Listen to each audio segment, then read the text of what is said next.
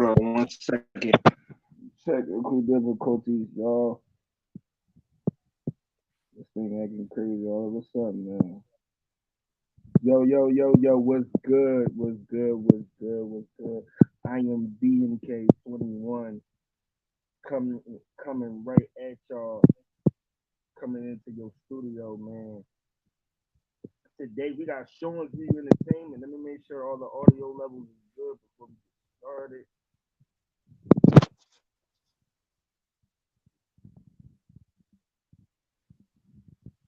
Yo. All right, Oh, that's that's good. good. Oh, I can hear you a lot better now. A lot better now, brother. Yeah, I had to. I don't know what it is about this device I'm on that volume is just so wonky. But yeah, once again, yo, we have Sean's View Entertainment, man. The brash and the brazen one, man. If you don't know, now you know, man. The brash and brazen one, man. Lord, I'll view on Sean's View Entertainment every hour on the hour. He's dropping WWE news. He's giving you news. He's giving you breaking news. He's giving not just let me just not sell my brother short, man. He's giving you AEW news. He's giving you all type. He's giving you the wrestling world news. Like he's on top of the wrestling world, man. We can say, in other sports, we got Adam Schefter in the NFL. We got Wars giving you Wars bombs in the NBA. So we got to give this man the credit that he deserves, man. Shout out about the work he does inside the wrestling community, man. Very dope channel, very great channel, man. So I even appreciate him pulling up and deciding to have to sit down with BMK21 and having this conversation. How you doing, sir? I am doing fine, and thank you for that phenomenal introduction. You couldn't have built that up any better. You did a great job on that. And I'll tell you what, this is major for me because I'll be honest. I used to do these interviews a lot back in the day, like every week. But I haven't done an interview since 2019, so this is pretty historic that this is my first interview. By another YouTuber, another commentator. So I'm glad to be on the show, and it should be one for the ages. And again, I hope everyone enjoys this. And again, it's been a long time. I might be a little bit rusty. I haven't done this in a while. But if it comes to YouTube, I know how to get the job done. But bro, I appreciate you having me on the show, and let's tackle it. I appreciate you allowing me the opportunity. Like I appreciate it. I appreciate it. Yeah, no, anything for the viewer, the fans, the subscribers. It's people like you that make Sean's View Entertainment, click every single day. So if it weren't for people like you, this wouldn't be possible or probable. So again, man, it means the world to me personally that you got me on here. I want to ask to begin with the brash and the brazen one. How did the brash and the brazen one come about? Like where did the brash and brazen come from?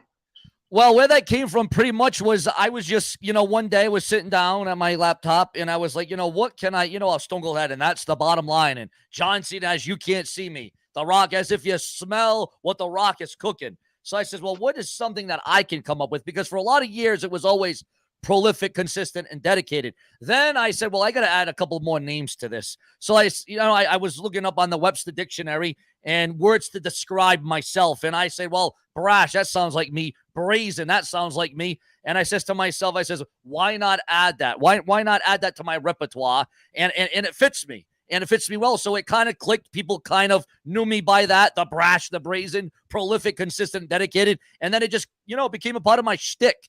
And it worked. I bounced off some ideas here and there. And lo and behold, all these years later, here I am still standing tall because of the viewers and the subscribers. So that's one of the major reasons how I came up with that. Because I always, like when I start, I always feel like it stared, man. It really stands out, and it's like, and it goes to show like your dedication to the craft. Like it goes to show like, yo, you're a real dedicated person. So, Although I gotta say, not to cut you off, although I gotta say this, last night, I was at Raw in Boston, and then I came back home and I rewatched the broadcast, and I saw Corey Graves. I heard Corey Graves refer to Austin Theory as brash and brazen. So Corey Graves is even stealing something from Sean's View Entertainment. Yo, that's why a wise person told me that you never know who watches, so you never know who watches. Yep. The silent ones have the big most impact voice, in my opinion. They have the most impactful voice. The silences and the muters. When you don't think they're listening or they're talking, well, then you get what you heard last night on Monday Night Raw. So you never know, bro. You never know. Yeah, yeah, I agree. I 100% agree with that. And we gonna touch on that on that Monday Night Raw on because I'm glad you said you was there and for Boston. We're gonna touch on that. And so, what made you? What got you into saying, you know what? I'm gonna cover wrestling news. I'm gonna cover wrestling in general. What made you start wanting to cover it? Well, I'll tell you what happens, bro. I've been a fan of wrestling since I was in diapers, bro. Since I was a small child, since I was a little baby, right out of the womb, right? And what happened was I says to myself in 2012 or maybe 11, hell no, even maybe in 2010, I'm looking at all these people on YouTube that are talking wrestling. They're doing wrestling reviews. They're doing wrestling biographies. They're talking about their favorite wrestlers. They're doing rants and raves. And I says to myself, all right, these guys are good, but I think I can offer something. I think I could be incredible with this. I think I could be awesome at this. And again, I'm looking at some of the IWC, YWC, greats that are on here, and obviously there's a lot more now. And I'm not going to go through the list, but I'm looking at these people. I'm saying, well, I could do what these guys are doing, if not better. So then I said, instead of doing all these rants and raves, I says, why don't I bring news and rumors to YouTube.com? Because nobody has ever done it in history. I am the one. Everybody can lay claim, of course, now in 2023, everybody does news and rumors, but that was because of me. I am the one that single-handedly was the first one to bring news and rumors to this website all the way back in 2012. And then, of course, everyone copied and pasted my idea, which is fine. It took on a life of its own, to each their own at the end of the day. But no, I'm the one that laid out the groundwork for news and rumors on YouTube.com. And a lot of people that are new viewers, they might not know that. They might, oh, well, sure, no, I saw this guy do it first. Well, no, I was the one that laid the groundwork for news and rumors on this website. And I was always interested. The reason why I brought news and rumors to YouTube.com, as concerns WWE, was because at that time, because now WWE is finally starting to get better, at that time, I felt more intrigued by the news and the rumors that were going on behind the scenes than I was by what was going on television. I was more intrigued by what was going on backstage. I was more invested and interested in the gossip and the hearsay, whether it was true or not. Again, because things can change. So that's one of the main reasons, bro, why I brought my platform, my name to YouTube.com, thinking that, not only can I do what these guys do, but maybe I can do it a little bit better. And listen, we all have something to bring to the table. We all have something interesting to bring and present, and we all have our own taste, right? We all have our own way of presenting things, and the way I present things is brash and brazen. But no, bro, that's the reason why I brought news and rumors to this website and to switch it up. I was here to make some noise. I was here to make some sound and, break some ground. And I've definitely broken some ground on this website, no doubt about it. But no, man, to answer your question, no, that's the reason why I'm a big fan of WWE. And that is why I brought WWE content to YouTube.com, because it was here to flavor things up, so to speak. And I like to think that I definitely flavored things up on this website. Yeah, and I could 100% say you definitely flavor things up, and you definitely got a uniqueness in you're very entertaining, and like it's like when you come, you get in the show, you're not just the news, you just getting all around just a great show, man. So I love the fact of the origin story and where you came from. My next question is like a lot of times I see a lot of different personas, like different people on YouTube, like in the wrestling community, and they might tell you like they not so much a character, but so much they like pit their favorite like wrestler into their like show. Like, are you a person that like, yo, if you had a favorite wrestler growing up, is that favorite wrestler influence on how you run shows and view entertainment?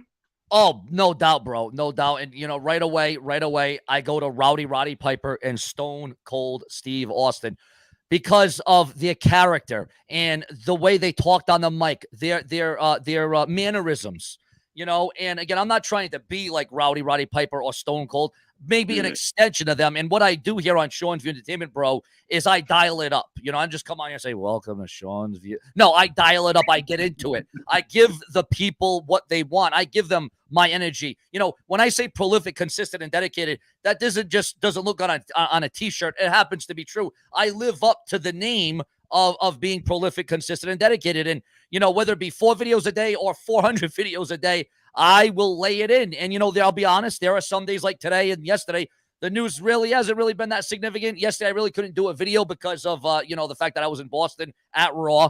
But more or less on any day that ends in Y, you can expect Sean's View Entertainment, to be on this very website. But yeah, no, if I'm looking at wrestlers that really, hold my interest and got me invested in somebody that I look up to on this website, yeah, definitely Piper and Stone Cold Steve Austin.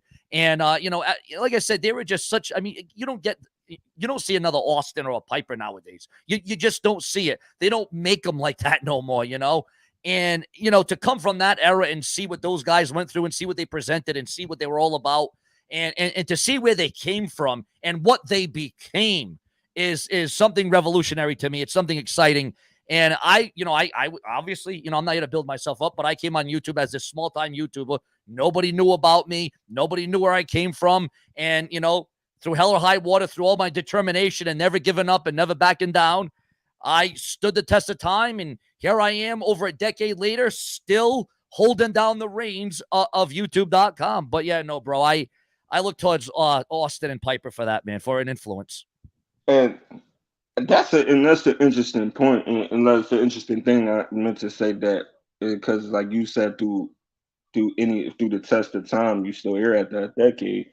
And the thing is, my next question is, was it in the beginning, like your first couple of years covering this wrestling news, and covering wrestling in general, was it tough? Did you face a lot of obstacles? Oh, bro, I'll be honest. So I came on here. I'm like, all right, I'm just someone with a voice. I don't see myself better than anybody, or, we all bleed the same blood. We all breathe the same breath. So I come on here and I start doing news and rumors. And of course, there are some people that say, oh, Sean, that didn't happen. You lied. Oh, Sean, you said this and it never happened. And, so of course their backlash came, oh, Sean, you lie, you clickbait, you do all these different things. And I'm like, bro, I don't run the WWE. I'm not in control of the WWE. I'm not in charge of the WWE. Card is subject to change. Everything is subject to change. And some things happen, some things don't happen. That's beyond my control. My job is to come on here and give the viewers and subscribers the satisfaction, give them the knowledge, give them the evidence and the proof. If it is there, I'll show the website. I'll tell you the website. You know what I'm saying? So at the end of the day, what I'm looking at here is I'm looking at, the whole thing. I'm not just looking at, this, that, and the other. No, I'm looking at the entire picture. How realistic does this sound? Is this going to happen? Is this going to go down? And yeah, no, I can't, boy, I'll tell you, bro, the biggest thing to me is it did come with the hate, and the distractions. And there was a lot of times it wasn't satisfying. I'll be honest, the hate and the death threats, death threats over an opinion. Imagine that. Imagine getting death threats over an opinion, or giving the news and the rumors that, all right, some of it's true, some of it's not true. You're sending death threats over something like that. So I'll be honest, there was a few times where I thought I was going to say, all right, I'm done, I quit. Because at this time, I was having a daughter, with my ex. And, I'm like, all right, this is a little out of control. People wanted to kill me. People wanted to take me down. People shouting all these obscenities at me. And I'm like, wow, I never asked for this. I never demanded that, and I'll be honest, I never thought I was going to become a name on this website. Not that I don't have faith in myself, but not many people can come on YouTube and do a video and then, bam, it blows up. I mean, it took me a while. It wasn't like I was an overnight sensation. It took me a while, and it definitely came with its wrongs. It definitely did. Again, I was thinking I was going to quit. I was going to go away. I was like, I can't handle this. But then I said, I looked at my child. I looked at my daughter. I says, no, I got to keep going. And then I looked at my subscribers, and I looked at my fans, and I said, no, I got to keep going. And, like I said, I think the biggest thing with this is you kind of got to, and you can tell this to anybody. Oh, just drown it out, Sean. Don't listen to it. Don't give in to the haters. But when you got hundreds of them every day trying to flag you down, trying to take you down, believe me, it becomes a thing. It's a thing on YouTube, believe me. And listen, again, I'm not here to toot my own horn. There's people that have millions of subscribers that deal with a hell of a lot more than I've dealt with. But believe me, in my time on this website, I have been through hell and back. I smell like smoke because I have been through fire on this website. You know what I'm saying? So I have definitely seen it all. I've been through it all. And you know what? Again, you just gotta keep going, bro. That's the one thing I gotta know. Every day that I wake up, every day that I have a heartbeat, I gotta keep going. And at the end of the day, I'm always gonna have more viewers and subscribers than haters or naysayers or skeptics. So yeah, it's hard to sometimes ground that out, and mute it. But bro, my motto is, not only never give up, but John Cena, one of my favorite wrestlers of all time, along with Austin and The Rock and Brock Lesnar. I can't give up, man. I got to keep doing this, because there was a couple years that I was down on this website. I didn't produce a video for almost a year or 2 years. Then I came back, rebuilt my channel back up, and thank God to the viewers, the subscribers, and the fans that came back into the new viewers, the new subscribers that came back and showed me that they're going to give me another opportunity. They're going to give me another chance. They're going to give me another choice. And I took that ball and I ran with it. And luckily, thank God, thanks to my audience and people like you that are doing this interview, I am once again leveling up my channel. I'm rebuilding the channel, and it's doing pretty damn good, my man. Pretty damn good. It is. It is doing good, and I always like asking them type of questions. I was like, because even YouTubers like myself, and with 554 subscribers and growing, and just YouTubers like myself need to hear like that, because smaller YouTubers tend to get down on themselves and to tend to just is it worth it? Like I had moments like that when it's like, yo, is it worth that? Like you be surprised too, and I understand where you're coming from. You'd be surprised. There'd be bigger places that hate on you, like just don't want you to succeed, and you just be like, man, is it worth it to keep on going? And it's just like, I'm glad you said that, and being that where you at in your YouTube career, I'm glad like people can just grasp and understand, like, oh, Sean's View Entertainment, one of the biggest wrestler news outlets that gives you the news in wrestling, had moments where he's human. Like sometimes people get up on these platforms and think like the bigger YouTubers are not human, or just like, oh, they got this notoriety, they're above everything, and they're above. No, they just went through everything. They went through stuff like us just to get to this point where they are now. It wasn't easy for them. They didn't. Sean's View Entertainment didn't just wake up one day, boom, he got 126,000 subscribers right off the bat. Like he got a fan. No, man, there was a lot of question. I'm not going to come on here and, there was a lot of question. There was a lot of doubt, man. It really is. People, and here's the thing that everyone's entitled to their opinion, but here's my opinion. This is called Show and View, by the way. Everyone thinks that anybody can do YouTube, and they can. Don't get me wrong. But everybody thinks that not only can everybody do YouTube, but YouTube is easy. All you got to do is put on a camera, put the microphone on, and start talking. Bro, if you think it's that easy, well, then you got another thing coming, because there's a lot of time, there's a lot of effort, there's a lot of commitment, there's a lot of passion, there's a lot of blood, sweat, tears, heart, determination. It takes a lot. It's not just as easy as flicking on a camera and talking on a microphone. There is a lot that goes into that. The productivity of it, the overall of what you're presenting and what you're knowing that, all right, day in and day out, I got to come on here and give the viewers that made me who I am, I got to give them content. And it's not just like, oh, I got to do it. No, I do it because I love it. I do it because I live for it. I do it because this is my life. I'll be honest.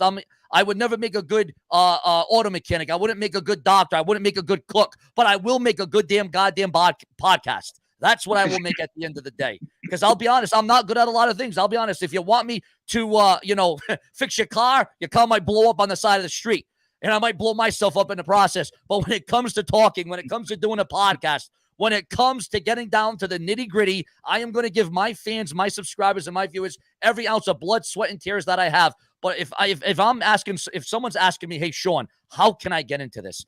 How do I do this? How can I overcome the obstacles? Bro, just like I say, and bro, you said you're at what, 500 something subscribers? I was where you were, bro. I was where you were at one point. So I know. And again, bro, you can't stop, because remember, there was times when my channel was in a slump, man. My views were tanking, going down the toilet. I'm like, what is going on? And then I went through my depression, my anxiety, and I took like a year or two off. And then I'm like, am I ever going to do this again? Do I want to do this again? Do I want to go through all that trouble, all the sleepless nights, all the stressful days? Do I want to go through that? And I says to myself, You're damn right, because it's worth it. Because not only, because again, a lot of people think, oh, Sean, you're only on here for the money. No, here's the thing. I was on YouTube and making videos long before money and contracts were the name of the game. I was doing YouTube for free for many a years. And then, I did get contracts and partnerships and sponsorships. Yes. And nowadays, yes, my YouTube is getting up there thanks to like super chat donations or guys like you donating to the show or getting interviews or sponsorships. So yes, my YouTube is once again getting back again. Luckily, thank God. But for anybody, I just want to say this to anybody that's listening to this.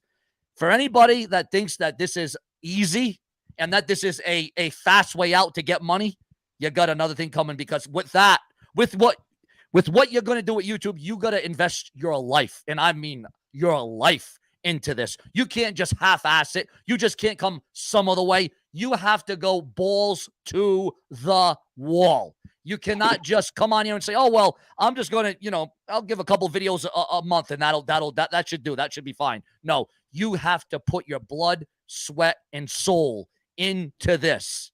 Because again, some people can get lucky. I'll be honest. Yeah, you could put up one video and it goes viral. That didn't happen for me. For those that it did happen to, congratulations. But that's rare. If you want to make a name for yourself on this website, you got to make noise, you got to be prolific, you got to be consistent, and you got to be dedicated. And if one day you go on YouTube, you say, oh, man, I only got 5 views. And then the next day you go on, oh, man, I got 50 views. And then the next day, oh, I got 500 views. Not saying it could go like that, but I'm just giving a little bit of a preview, a little prelude of what could happen. You got to keep going. You can't look at the number of the view, because you got to look at the people that are there for you, that are watching you, that take pride and passion and wanting to see you. And again, bro, I'll keep saying it. There was a lot of times where I said, well, my views are tanking. They're in the toilet. My channel is slowing down. But again, that was at a time when I wasn't doing videos. That's the number one thing. If you're going to go on YouTube, I got to say to anybody that wants to be a content creator, if you want to come on this website and you're thinking just one video a month is going to do it, no, you got to at least put out one video a week. At most, one video a week. Now, we know Sean View does things a little bit differently. I do like 5 videos a day, but including live streams and everything. But no, if you want to become a name on here, you got to put it all on the line, and you got to put everything you have into it. And, listen, it doesn't work out for everybody. I'll be honest. It doesn't work out for everybody. I consider myself lucky. And again, I'm not trying to say I'm better than anybody else. I am lucky that my channel, for some reason or another, people like me. I don't know if it's my persona, my passion, my heart, my hustle. I don't know if it's my voice, my enthusiasm. I don't know what it is. But through a hell or high water, I was able to be one of the lucky ones that broke through the glass ceiling. Luckily, and thank God. And I think, believe me, bro, it's not only because I'm good. Again, I'm not going to build myself up here, but not only because I'm good, because I know I have a voice. I know I'm good at what I do, but it's also because people want to see me. And they want to see me because they've seen all the hard work I have put into this channel. I mean, there were days where I didn't sleep and I just kept doing video after video after video, knowing that hopefully one time one of these videos will go through. And it did. And then, the rest is history. So yeah, that's what I say to any up and comers that want to come on here and do this. You got to put everything you have on the line. No, I appreciate it, man, because I appreciate you just dropping that just now. That was excellent. And like a wise woman told me, that's a content creator. Anybody can just go live. You got to put more work into it. Anybody could just click that go red button and go live, man, and just do it. But you got to put more into it. Like, you got to put effort into it. A lot, bro. It's, like I said, that's why I hate when people say, oh, anybody can do YouTube. No, bro, not anybody. Because you have to be somebody to do this. You have to put everything you have. You even have to invest in it, bro. That's another thing. Investment. You got to buy the camera. You got to buy the equipment. You got to buy the laptop, the desktop. You got to buy, you do invest money on this website. Sometimes you're going to end up putting more money than you're making at first. And believe me, I did that, bro. Oh man. Oh, did I put more money into this than I was making at one point? And it was tough. I was like, well, how am I going to pay the rent? How am I going to pay my credit cards? How am I going to pay the car? How am I going to pay the water bill? How am I going to pay the electricity?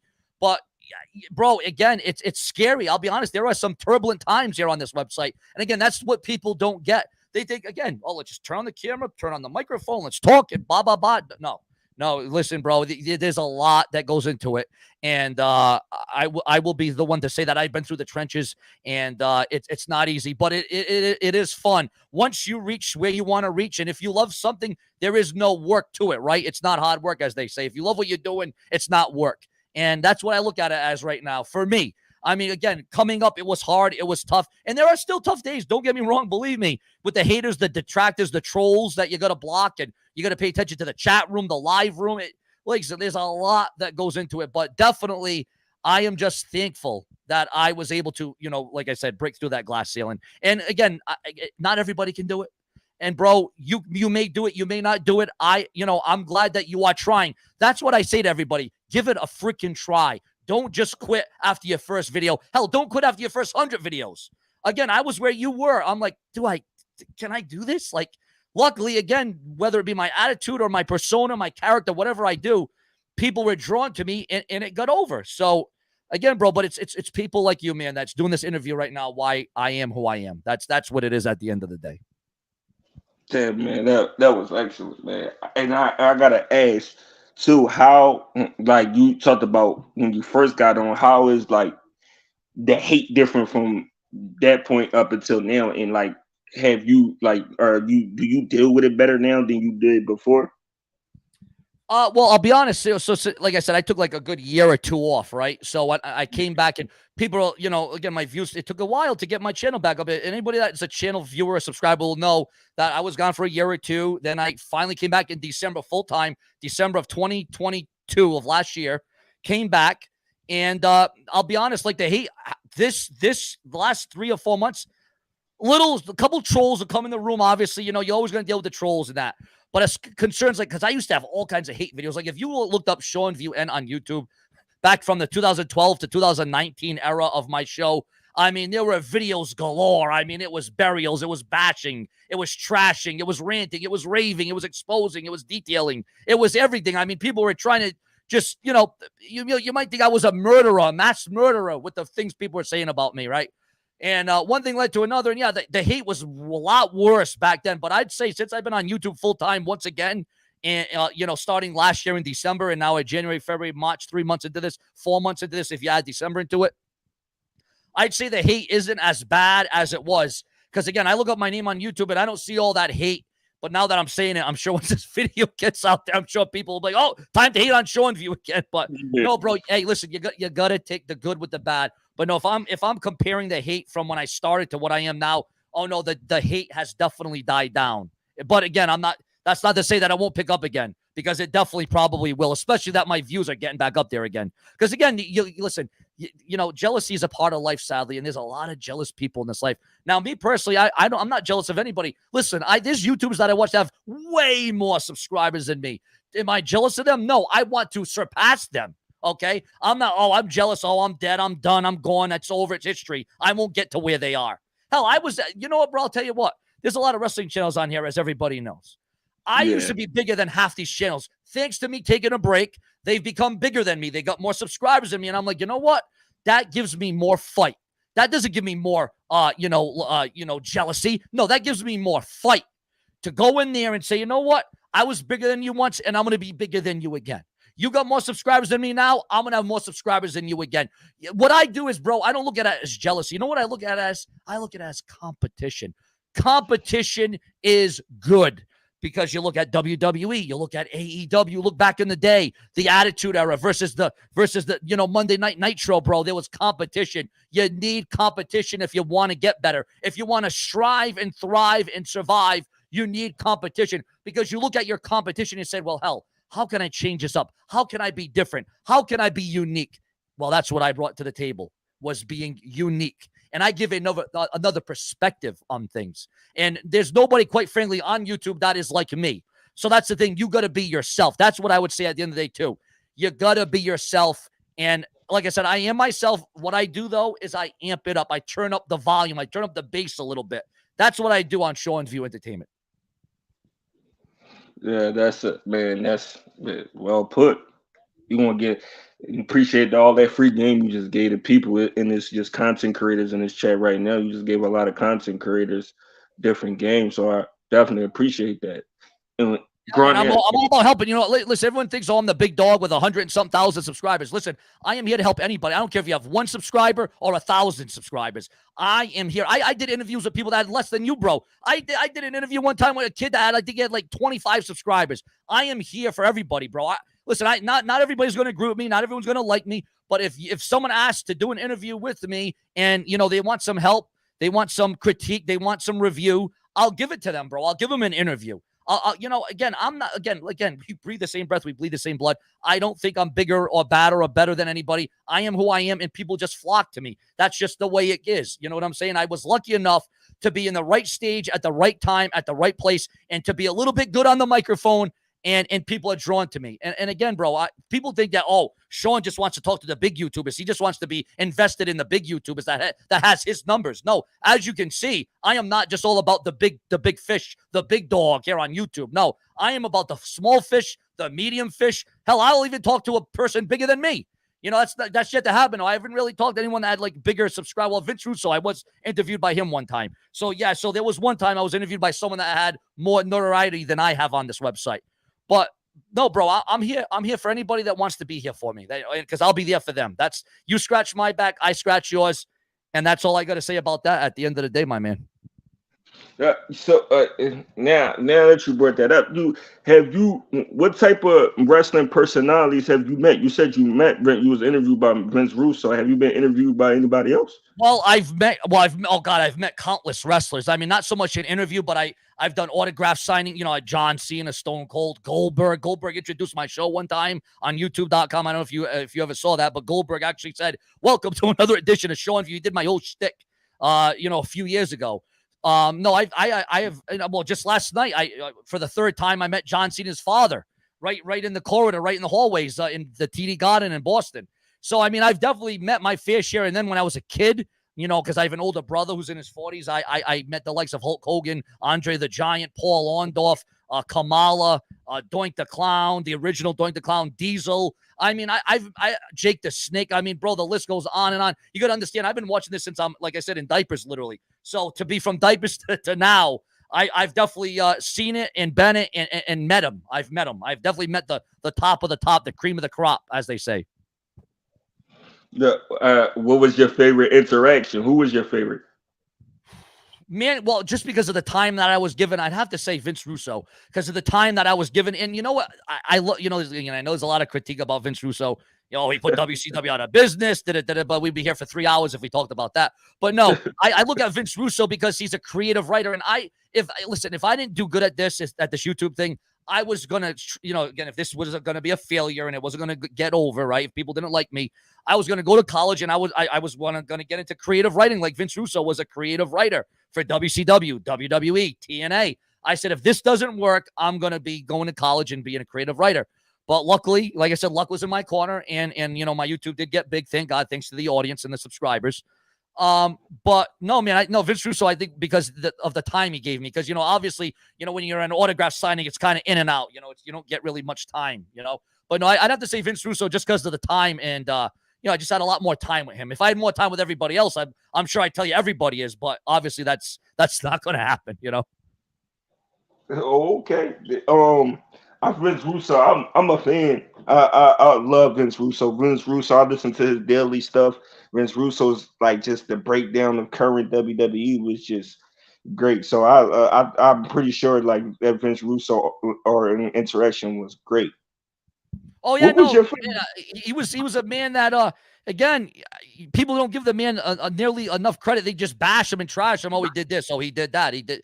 Vince Russo is a major part of the Attitude Era. What people don't realize, if that man wasn't there, I don't think the Attitude Era would have went over, because he worked with every wrestler. That's what I liked about Vince Russo too. And not to go off the radar here, but Vince Russo literally worked with the wrestlers. He walked backstage with them. He went over the script. He went over the storylines. He went over, the diatribe of what they were going to say that night. Vince Russo worked very closely with these wrestlers. I don't think we get that nowadays. And then you got a creative room of 20 to 30 writers. Ridiculous. You should only have like 2 or 3 of them. Back when Vince Russo was writing, it was him and Ed Ferrara. It was 2 people with one goal, and that was to put asses in seats and put ratings on the television. And that's what they did. And they lost track of that over the last 10 or 15 years. But yeah, bro, no, I am a big Vince Russo. Now, do I agree with everything that Vince Russo says on his podcast? No, I don't agree with everything. But I am a fan of him. I like him. And you know what? He's another guy that I could say influenced my YouTube career. Vince Russo. Yeah, yeah, Vince Russo. I love Vince Russo. Like, I like Vince Russo and him and Jim Cornette. Two, two very figures. Like growing up, like they help.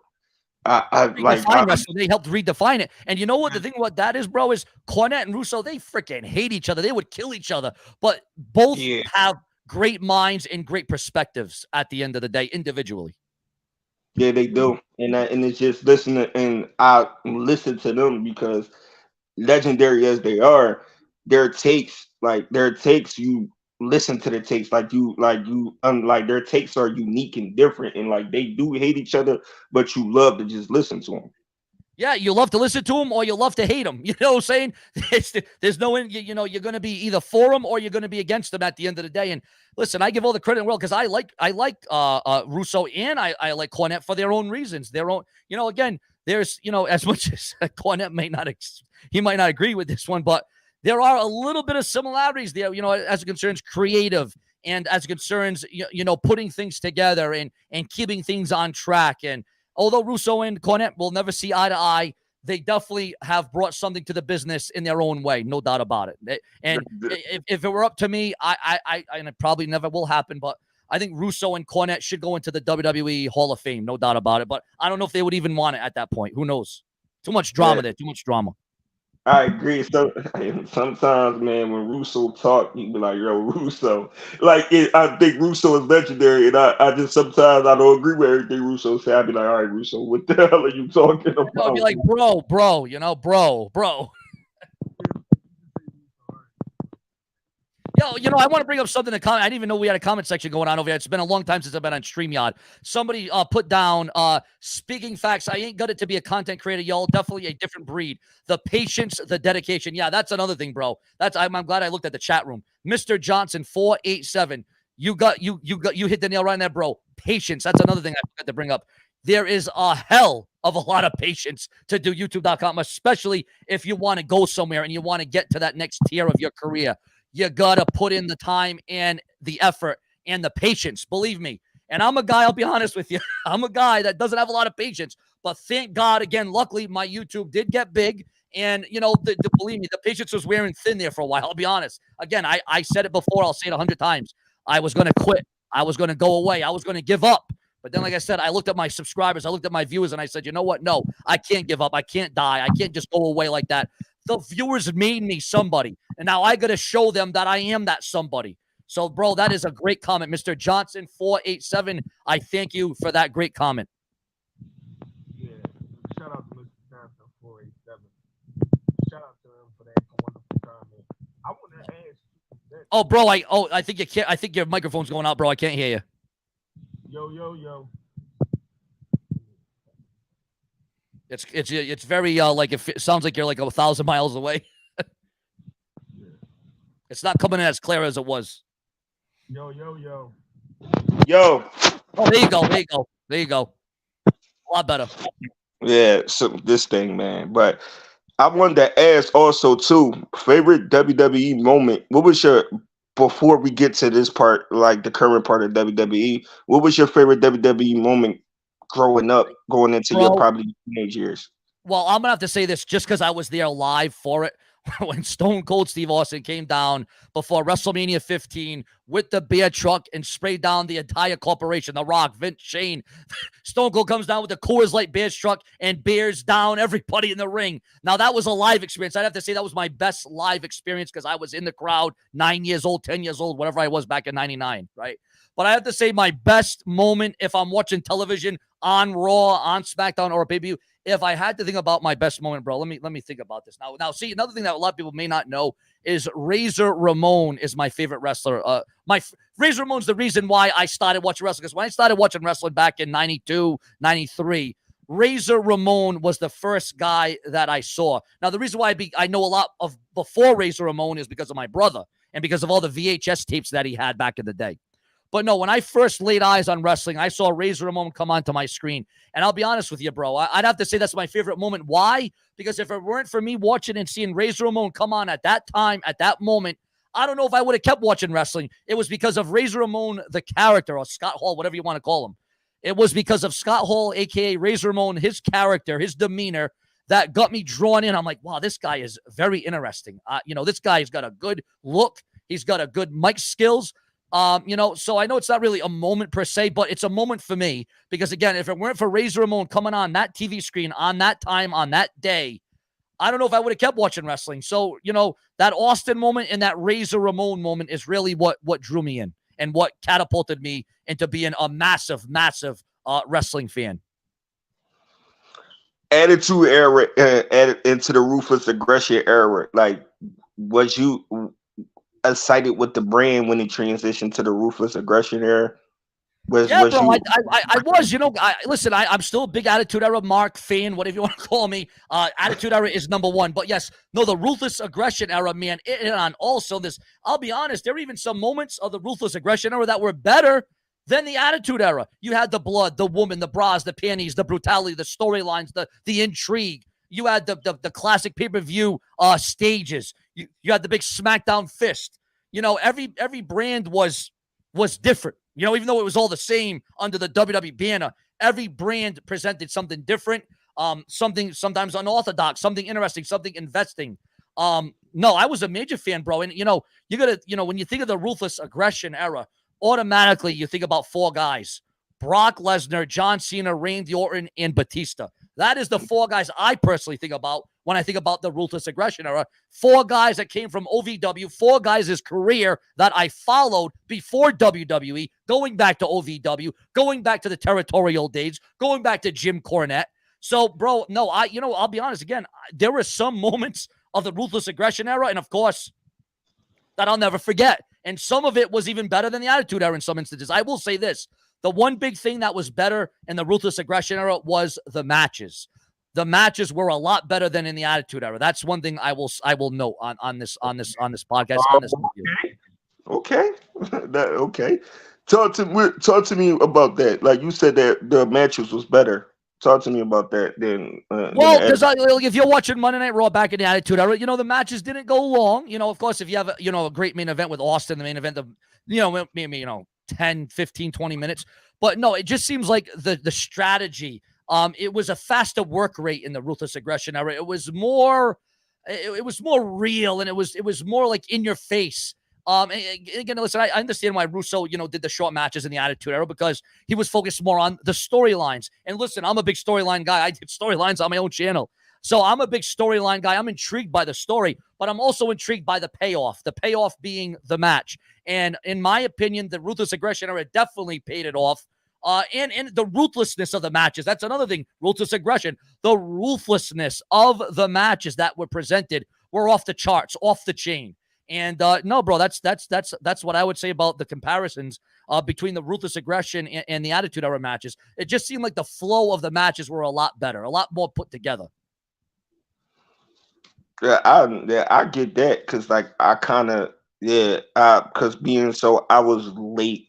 I'm 28. I was late Attitude Era going into the Ruthless Aggression Era, and would you come in? You came in around what, like 2001, 2002? Actually, I came in 98. Oh, 98. All right. Well, that was the rise of the Austin Era. So you came in at a good time. You came in at a great time. Yeah, I can't. Yeah, because I never forget. I don't know how big of a video game this a kid you is, Sean's view. This was around the time. This was around No Mercy when the No Mercy video game came out, and Royal Rumble for Dreamcast came out. In that game, I had that game, bro. I had that for Dreamcast. Yo, bro, we used to be there in one room with all the family. We used to stay up to like 3 o'clock in the morning and just play that on Dreamcast, Royal Rumble on Dreamcast. And that right there was like the opening factor on what got me into wrestling, because we just used to just bend like pizza. We just used to have pizza in the room. We used to have everything lined up, and we didn't leave the room for hours. and that was the introduction of it right there for me in going there for watching wrestling and just. But I got more attracted to it when the John Cena era began, and when the whole Batista, all everybody start to become big players, Yeah. and I ask this, like, what do you think about like the building of stars now? Like how what you think about character building compared to the ruthless aggression era, the attitude era, and maybe even this era right now? Do you think the character building got better in future generations, or it got kind of worse as Well, time went on? listen, I'm not taking anything away from Vince McMahon, but he's getting old, and we all heard Vince McMahon was backstage at Raw last night. Yes, he was indeed backstage at Raw. I was there, so that definitely happened. But no, Vince McMahon, I got to give the guy the devil his due. He was a creative genius at one time. He did have his finger on the pulse. He did know how to produce and product and how to put the characters to real life. No doubt about it. But Vince, obviously, over the last 5 or 10 years, has definitely lost it as concerns building the characters and being intriguing and compelling and interesting and investing your time into it. I'd say, obviously, now with Triple H in charge, though, it has got better. I'd say before Triple H got in charge over the last 6 months, I would say character development, everything was personas, the overall trajectory of the whole thing was down. Yes, in my opinion, after the ruthless aggression era, things started to hit the shit started to hit the fan, as they say. It wasn't as good. It wasn't as intriguing. It wasn't as compelling. It wasn't as invigorating. But now, because again, you had guys coming up from NXT. You could also look at it. WWE did things a hell of a lot different than they did back in the day. You had a developmental in NXT. That's a great thing. That's an awesome thing to use as it concerns building up the future. And now you are seeing the future on Monday Night Raw, the Austin Theories. Hopefully Bray Wyatt can, I don't know. I'm having my doubts again about him, but I hope he can stand the test of time. But, you are definitely seeing, you got the Bianca Belairs, you are definitely seeing the WWE, in Bronson Reed.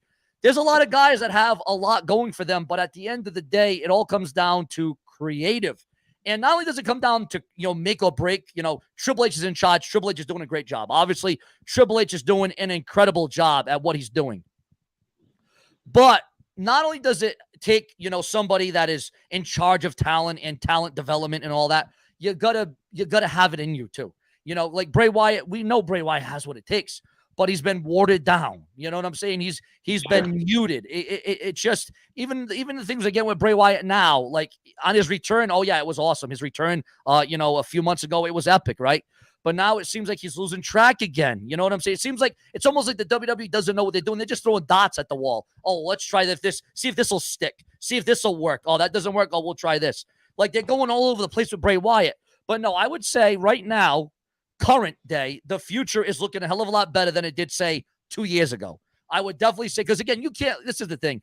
WWE always likes to go back to the well, and they want to bring back John Cena, Goldberg, Austin, The Rock, Hulk Hogan, The Undertaker, Triple H, Shawn Michaels.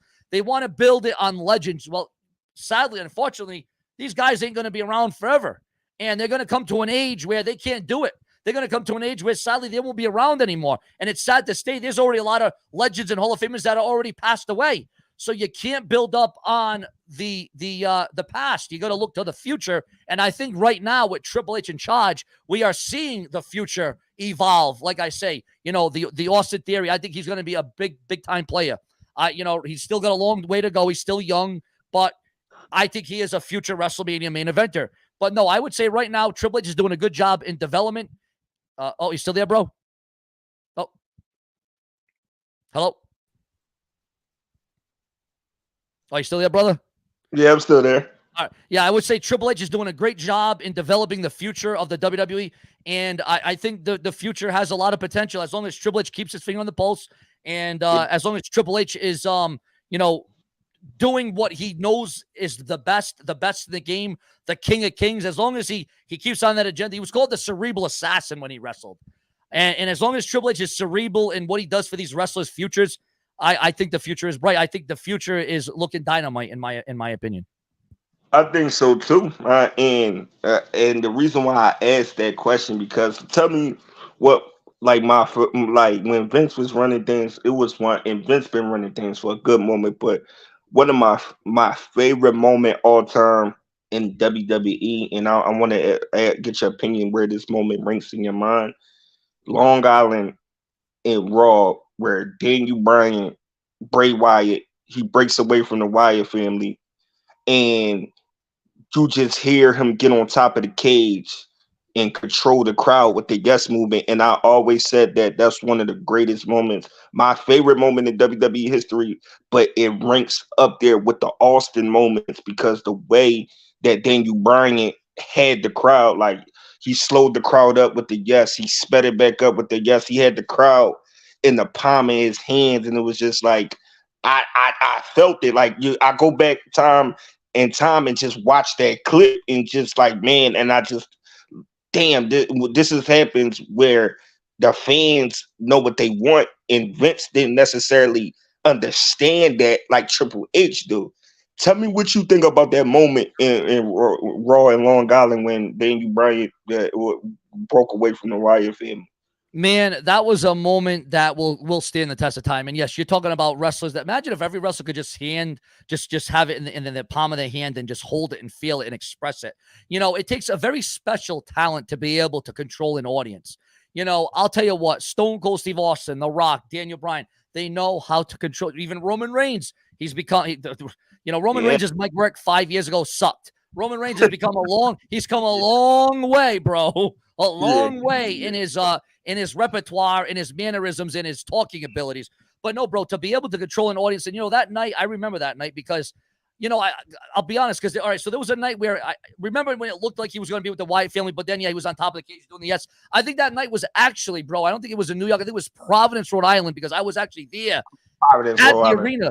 I was actually there because he got a concussion that night, actually, when he was on top of the cage doing the yes, yes, yes. I was actually in that arena that night when Daniel Bryan turned.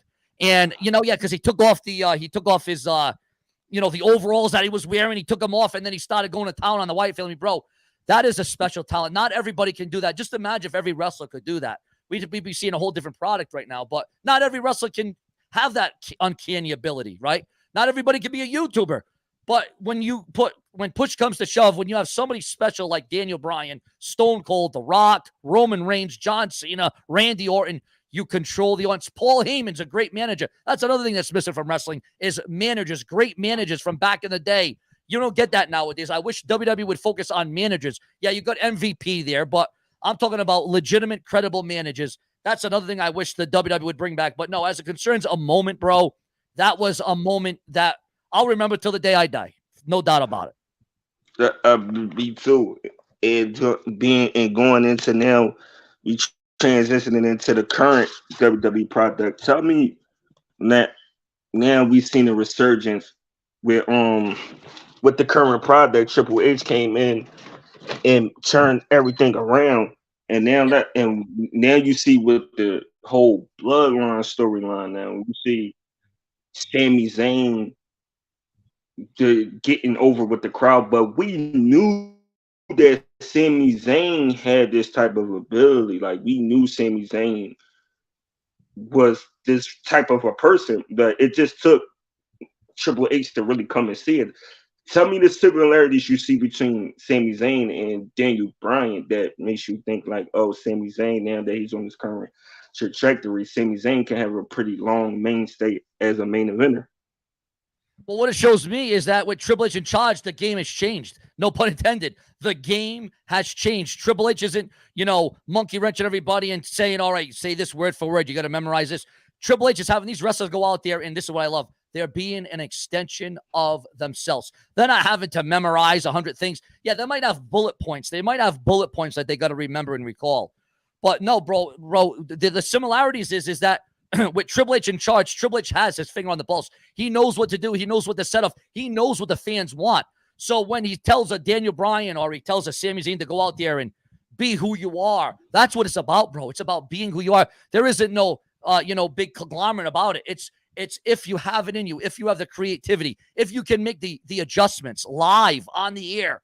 That is what it's all about, is being able to adjust and be able to get relative to the situation and be able to relocate and be able to muster it up. Obviously, yeah, there's similarities because they are able to hold the audience in their palm of the hand because they are over, because the people look at them as the underdog, and the underdog is always going to get cheered. And definitely Sami Zayn and Daniel Bryan, you can't get much more of an underdog than those two competitors. And for those guys to go out there and not be the big muscle head like a John Cena, Randy Orton, Batista, for a guy like him to go out there and have that stature, but also at the same time have that persona that can relate to the audience. The persona that says, I want to see that guy overcome the odds. That's the great thing about the WWE. They take you on a ride of, can he overcome the odds? Can he overcome the insurmountable obstacles? That's what I like about it at the end of the day.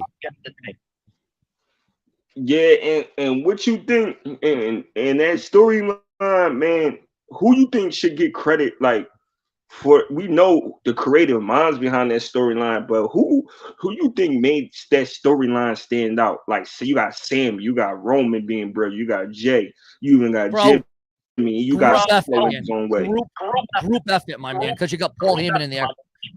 You got, like I said, you got all the guys in there that you said, it's a group effort at the end of the day. It's not just one man. It took a whole army of these people to get it together. And of course, Triple H also. Triple H at the helm, I'm sure helping productivity and creativity. I think it took everyone's mind. It took everyone's mic work. This thing, I'm sure, took time. I mean, this thing did just come together. This is probably one of the best storylines we have seen in the last 5 to 10 years. We can never think about it. I can't just say one person did it. I would have to say it was a multi-man operation, no doubt about it, man. And you know what? All the great minds came together, and it was captivating, it was cultivating, and it was intriguing.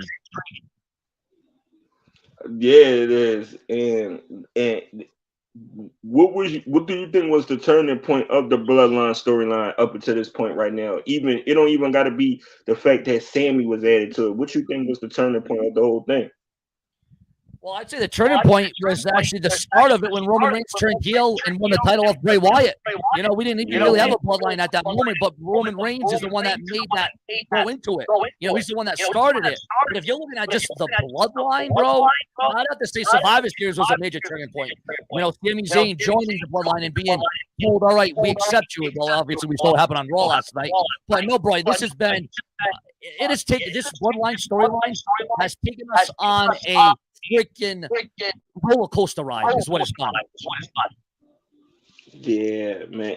And now that you said that, you was there at Raw, like you was there yesterday at Raw. What was that atmosphere like? First of all, when John Cena came up, man, the roof literally blew off that arena.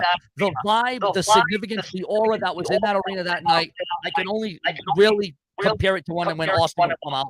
The glass would break, the whole crowd would get up, and nobody, nobody can control an audience as good as John Cena, even though he's a part-timer now and he only comes about once or twice a year. The fact that man can come back and make it look like he was never away, he was never gone, right? It's John Cena. It comes organic. It comes natural to him. And the vibe in that arena, man, I am so happy. I'm so glad that I was able to experience that and be in that arena and feel that, because John Cena went on social media today and said that might have been his last ever Raw appearance. So for John Cena to go on Twitter earlier today and say, that's the first time I went on Raw thinking this might be my last Raw appearance. This could be the last time. Because you saw John Cena getting very emotional last night. And I'll be honest, it was emotional. Now, I'm not a guy that, likes to cry, but I do put my heart, I do wear my heart on my sleeve. And I'll be honest, I was in that arena last night, and it was definitely, I saw John Cena almost break down when he came out. Like, John Cena's thinking to himself, this could be it. This could be my last moment on Raw. So you got to take every moment on Raw like it's your last, because you never know if that will be the end. So, no, bro, the vibe in that arena in Boston in the TD Garden was beyond anything I've ever experienced in the last 15 years. Yeah, man. You just thinking about it right now, bro. It's just like, man, John Cena officially just packing it up and walking away from it all, man. And it's just this is definitely, whether that was his last Raw appearance or not, this is definitely probably most likely the end of the John Cena run. Once he's finished up at WrestleMania, we may never see John Cena again, except for when he goes to the Hall of Fame. This truly may be the last of the Cena era. Yeah, see, you just saying it, man. It's just I grew up. John Cena was my favorite wrestler. John Cena was the reason why I like. John Cena was the reason why I continued to watch wrestling, man. So it's just like it's better. Yeah, you don't even want to think about it. You don't even want to think about John Cena being good, man. But yeah, I understand that time has come. What about the whole atmosphere there in general? Like it was like even what during the whole Sammy Jay turning on Sammy, what was the atmosphere like during that? Man, no, everybody was in shock. Nobody thought, when he went outside and he hugged Sami Zayn, everyone's like, "Oh, this has come full circle now. Now, at least it's evened out. It's 3-on-5 now, or 3-on-4 now. At least Kevin Owens, if Kevin Owens joins, because we all know Kevin Owens is going to have to join one way or another. No, bro. I mean, the shock and awe on everybody's face, and again, that's all about the WWE taking us on a roller coaster ride. The good, the bad, the indifferences, bro. And right now, the WWE is certainly giving us a hell of a lot of good. And this storyline has been nothing short of compelling and intriguing. And that's what I'm all about. I'm all about Monday Night Raw should be about this. You want to watch Monday Night Raw for 3 hours. You got to give me one reason to tune in from 1 hour to the next hour to the next hour. And you want to know something? Monday Night Raw did that last night. They've been doing it over the last several weeks, and they're going to keep doing it, I hope. And no, again, bro, the vibe was just absolute shock. I mean, it sent shockwaves through that whole arena, and it was almost as if a hull went over that arena. Like nobody knew what to say. They were like, "What the hell?" Again, that's the WWE taking you on a ride, and I love the ride so far. I agree because I heard it on TV when they thought he was joining up with Jay Uso. I was like, the screams was high. You just heard the roof blow off the place, and it was just like, man, you've seen Because it they're like, coming. well, now they have a chance. Now there's an opportunity that Sami Zayn is going to be with one of the Usos, and they're going to bat out the other Uso.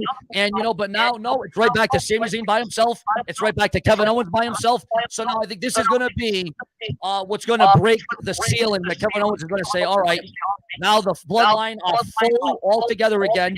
Now we got to get back together. Now we got to join, and now we got to do this. So I think that's going to be what really flipped the switch for Kevin Owens is seeing Sami Zayn get turned on, because then Kevin Owens could come on Raw next week and be like, "So Sami, now you know what it feels like.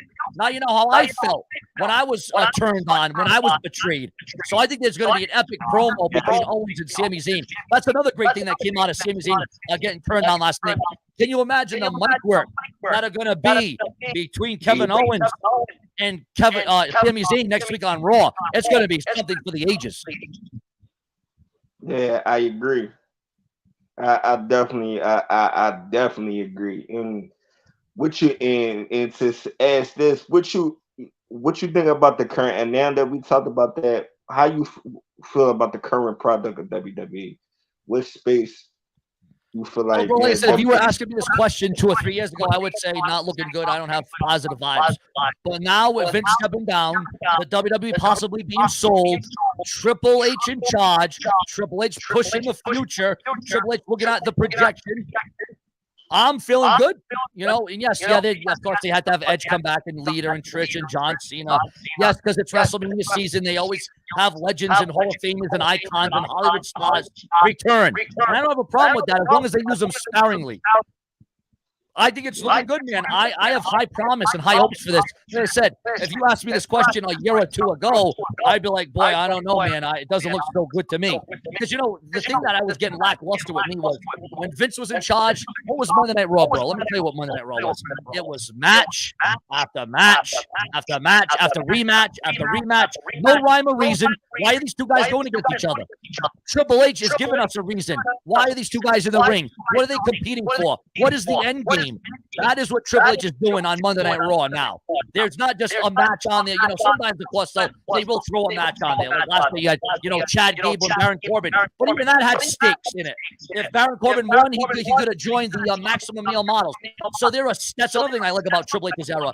There are stakes. There is more on the line. There is more at stake. So I would say, yes, the WWE right now, as we do this interview, is on the right track. I just hope that they don't go off the track. Okay. I gotta ask you, and I gotta ask you these two final questions too, because I know there's a roadblock is on too, and I want to ask if you had WWE Mount Rushmore any era of wrestlers, who would your five be? Who would the five be? All right, bro. Let me think about this for one moment here, because that's a freaking, you know what, bro? I don't think I've ever been asked that question. Out of all the interviews I've done, I don't think I've ever been asked my Mount Rushmore of the five. Well, bro, I'd have to go with, because again, I want to say Razor Ramon because he's my favorite wrestler, but I'm gonna have to go with Stone Cold Steve Austin, The Rock, The Undertaker, Triple H, and John Cena. Okay. That would be my five. That's a damn good five. In this question right here, if you had one match, a winner take all match, and I'm the first opponent, and the opponent has to go up against the Undertaker. And you get to pick who the Undertaker goes up against, and the winner, if you win, you get it all. Out of any era, who would you have lined up against the Undertaker? Just choosing one guy Just choosing one guy out of all the eras. out of any era. Oh boy. Okay, let me think about this one. Any era against the Undertaker. Whew. Well, in his prime, I'd have to say, in his prime, Andre the Giant. That's a good That's a good one. That's a good one. That is a good one. Andre the Giant. I didn't even think about Andre. I think it might's going out again in my mind. I didn't even think about Andre. Oh, I think your mic's going out, bro.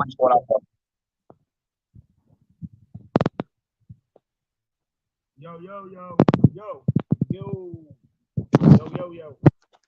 There we go. Yeah, Andre the Giant in his prime, my man. Because Andre the Giant back in his prime, he could throw a drop kick, he could go up the top rope. I mean, Andre the Giant did some big things back in the day. So I would definitely put the Undertaker in his prime against Andre the Giant in his prime, in my opinion. Good man, that was two excellent answers, bro. Appreciate you, bro. Like real thank. No, it's been my pleasure, man. I respect you. So are you going to be putting this up on your channel? Yeah, this is already on the channel right now. Oh, perfect. All right, bro. Because what I'll do is I'll put it up on my channel as well. Yeah, this is already live on the channel right now. All right, my man. So I like real talk. I thank you. I thank you. I thank you. This was like honest, like a blessing. You coming through and just being able to talk WWE and just with the people and just dropping the game that you were able to drop on the people. So I thank you for being able to take this up, and I thank you for what you do. Thank you very much, my man. I appreciate everything you do and everything that you represent on this website. And I definitely say to you, man, just keep pushing, keep going. And, one day, just like Sean's view, you could become something on this website. And even if you don't, bro, you just do what you believe in, you do what you do and keep pushing through. And I appreciate you for conducting this interview with me, man. It means the world to me personally. Thank you. You're welcome, bro. You have it and you enjoy this thing, man. I'm gonna shout these people out and you enjoy your NXT. Have a good one, man. Looks forward to seeing you again. You already know. You already know. Appreciate Sean's view, man, for pulling out, man, and just coming through and just tapping in, man. Special thank you to all y'all that was able to pull up. King of the Randoms, Bryan Black, Juju Got Skills, Mrs. Eve, Nucleus Fox, and to the people that wasn't able to be here, man, and then people that's in the Veddits of the world, the Sun Kisses, the Soul Ivies, man, the ladies, man. I wouldn't be nothing without none of y'all pulling up, man, and just tapping in with your boy, man, and just help and just being there for your boy, man. Each and every one of y'all are great at what y'all do. I appreciate y'all, man. Sebastian as well. Can't forget about Bear, Still Black. Man, I appreciate y'all, man. Y'all are the best, man, and and and any one of y'all that's not here, I miss y'all. I miss the Ivies. I miss the Vetters. Just thank y'all for being the real supporters that y'all are, man. Count my Uncle Random, just everybody, man. Mr. J, I appreciate each and every one of y'all, man. Y'all keep me going, man. Sub up to the channel. Man, sub up to the channel, get your bell notifications on, man. Keep just supporting your boy, man. And it's just a fun thing, man. I'm just blessed to be able to do what I do and love to do, man. So I'm gonna keep trying doing my best, and we got more in the store. So BMK21, shout out to them people I named, man. Shout out to the Ivies, the Vetted Epiphanies, the Sun-Kissed, the ladies. Shout out to Mrs. E, King of Randall, Sebastian, Bryan Black. Who else? Mr. J, Nucleus Fox, everybody that pulled up today, man. Ivy, keep on. Definitely miss your vibes, Ivy. Be glad when you come back through and drop a vibe live on the Ivy. Definitely miss the vibes on the channel, Ivy. Shout out to you. Shout out to Vetta. Shout out to all y'all, man. I'm out. BMK21. Peace.